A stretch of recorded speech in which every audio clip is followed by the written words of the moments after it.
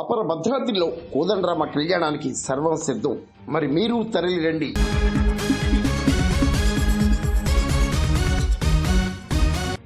కాకినాడ జిల్లా పెదపూడి మండలం గొల్లల మామిడాడ అపర భద్రాద్రి క్షేత్రంలో సీతారామ కళ్యాణానికి విస్తృత ఏర్పాట్లు చేపట్టినట్లు ధర్మకర్త ద్వారంపూడి శ్రీరామ మురళీకృష్ణ శ్రీనివాసరెడ్డి తెలిపారు. స్థానం గొల్లల మామిడాడ పెద్దపూడి మండలం కాకినాడ జిల్లా. నా పేరు ద్వారంపూడి శ్రీరామ మురళీకృష్ణ శ్రీనివాసరెడ్డి.